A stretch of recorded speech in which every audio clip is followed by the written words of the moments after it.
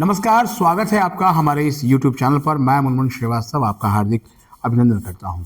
ये खबर ना केवल रामजस कॉलेज के लिए बल्कि दिल्ली विश्वविद्यालय के लिए भी बड़ी अच्छी है कि दिल्ली विश्वविद्यालय जहां अभी 102 साल का हुआ है, वहीं अब रामजस कॉलेज जो है वो 109 साल पूरे करके 110वें साल में प्रवेश कर गया है 17 जनवरी को। और हमारे साथ मौजूद हैं रामजस कॉलेज के प्रिंसिपल और पूर्व controller of examination professor Ajay Arora, और उनसे जानेंगे कि इस 110वें साल में जो है वो कॉलेज के लिए क्या विजन है और पिछली उपलब्धियां क्या रही हैं। स्वागत है सर हमारे चैनल पर।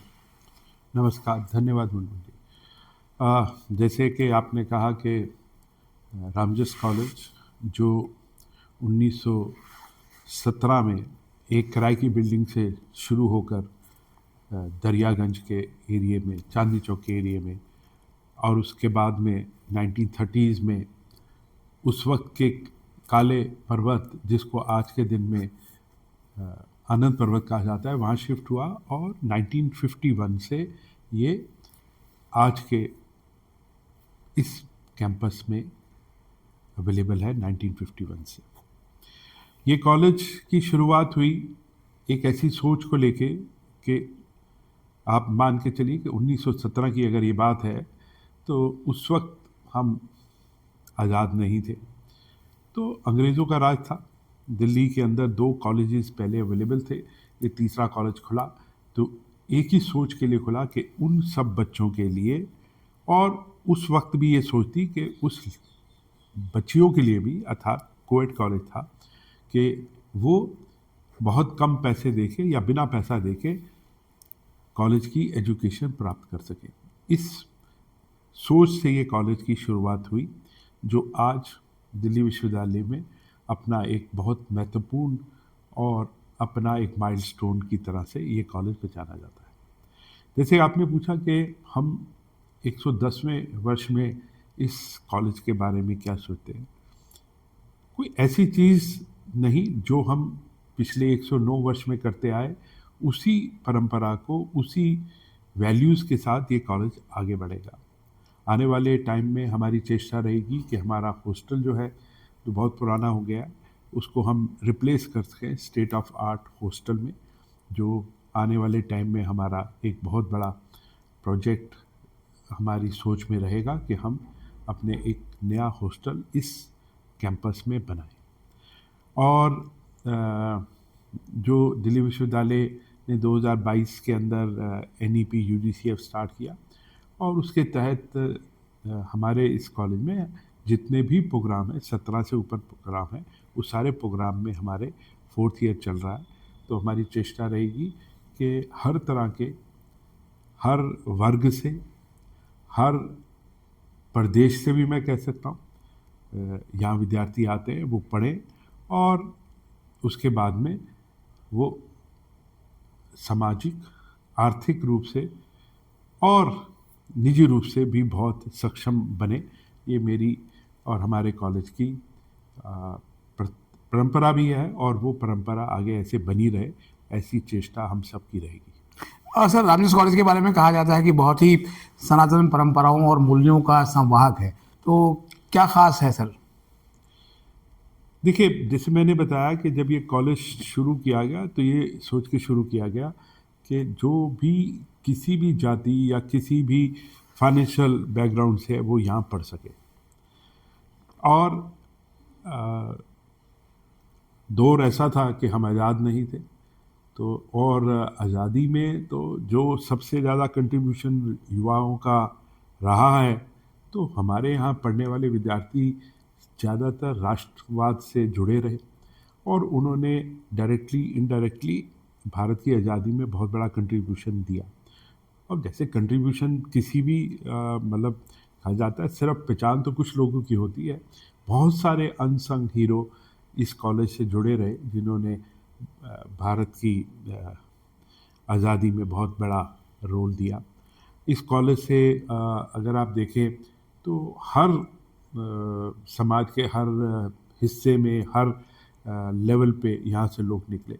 दिल्ली यूनिवर्सिटी के 2 वाइस चांसलर यहाँ के स्टूडेंट रहे। पहले प्रोफेसर स्वरूप सिंह, जो दिल्ली यूनिवर्सिटी के हमारे पड़ोस वाले कॉलेज के प्रिंसिपल रहे, उसके बाद डिपार्टमेंट ऑफ इंग्लिश में प्रोफेसर रहे और उसके बाद में दिल्ली यूनिवर्सिटी के पीवीसी और वीसी रहे, उसके बाद में वो गवर्नर रहे और उसके बाद दिल्ली विश्वविद्यालय के vice chancellor professor V R Mehta, वो भी रामजस कॉलेज के स्टूडेंट रहे। चीफ जस्टिस सब्रवाल भी यहाँ के स्टूडेंट रहे और उसके अलावा अगर आप मनोज बाजपेयी और प्रकाश झा और एंडलेस शेखर सुमन और बहुत सारे लोग बॉलीवुड में भी इस कॉलेज से निकले। अगर मैं आईएएस की लिस्ट आपको देने की बात करूं सिविल सर्विस की, तो मुझे लगता है कि शायद यही एक ऐसा इकलौता कॉलेज होगा कि इसमें जितने भी सिविल सर्विस में, चाहे वो आईएएस हो, आईपीएस हो, आईएफएस हो, रेवेन्यू सर्विसेज हो, अलाइड सर्विसेज हो, तो वहाँ पे काफ़ी लोग इस कॉलेज से निकले। उन बच्चों की पहली चॉइस जो है वो रामजस कॉलेज रहती थी और साइंस के और हर तरह के बच्चे हमारे यहाँ से निकले हैं और अभी भी निकल रहे हैं।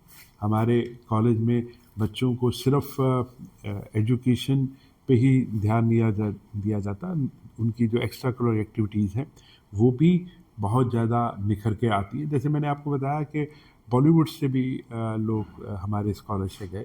हमारा जो एक्स्ट्रा करिकुलर एक्टिविटीज़ का में जो भी लोग टीचर इन्वॉल्व हैं वो काफ़ी कंट्रीब्यूट कर रहे हैं और उसमें भी हमारे विद्यार्थी जहाँ भी जाते हैं, अगर आप मेरे पीछे देखिए इतनी ट्रॉफीज़ वो जीत के लाते हैं।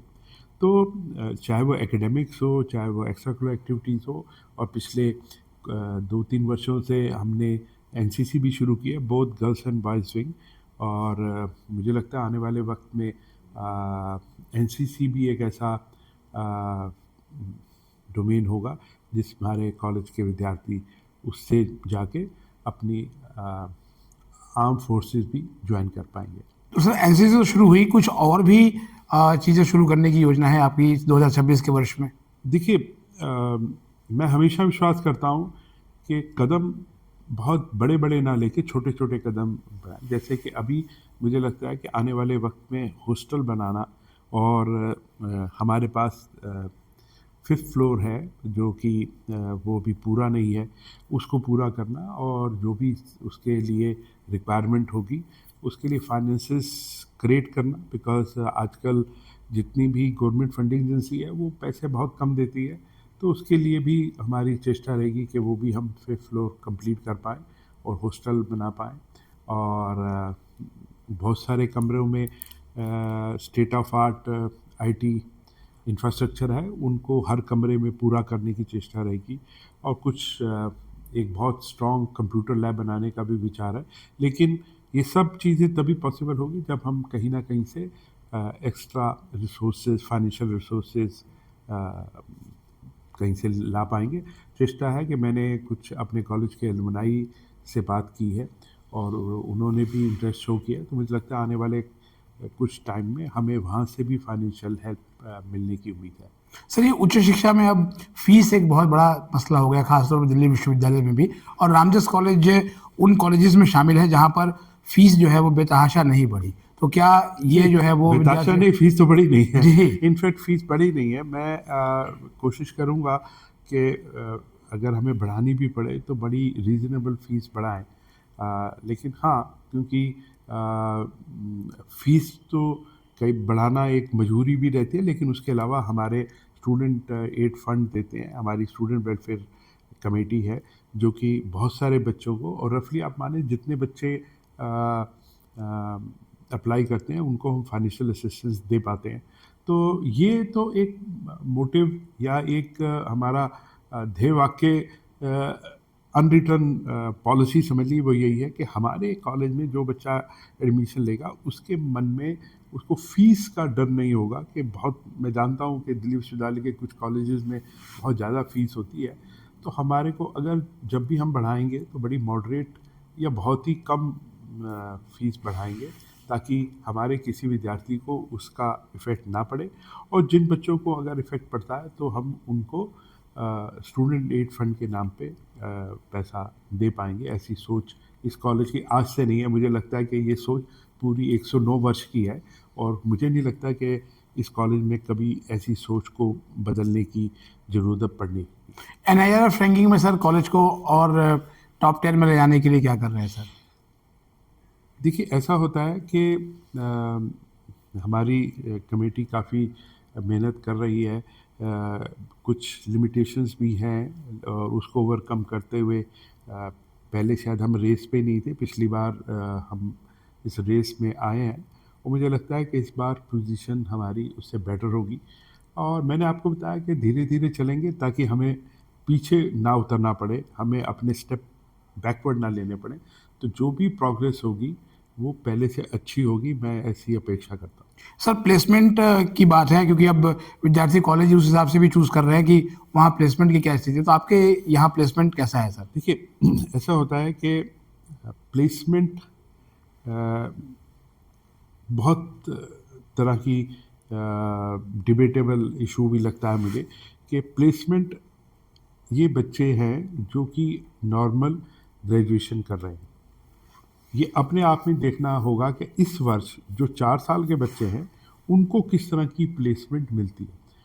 इंडस्ट्री, MNCs के क्या सोच में इस 4th ईयर का आता है वो अभी इस बार देखना होगा।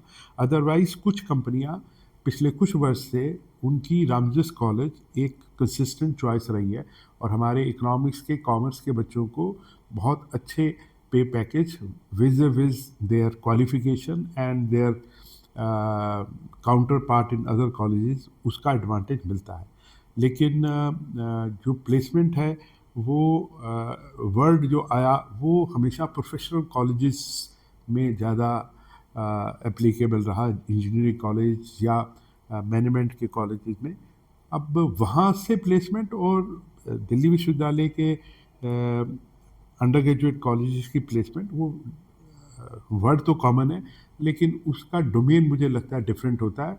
लेकिन हमारा जो प्लेसमेंट है, नंबर ऑफ प्लेसमेंट एंड पे पैकेजेस, वो दिल्ली विश्वविद्यालय के हाई साइड पे माना जाता है कि विज़ बाकी कॉलेजेस में हमारी जो एवरेज है वो अच्छी हाई है और कुछ सब्जेक्ट में बहुत ज़्यादा प्लेसमेंट के एवेन्यूज़ अवेलेबल हैं हमारे कॉलेज में।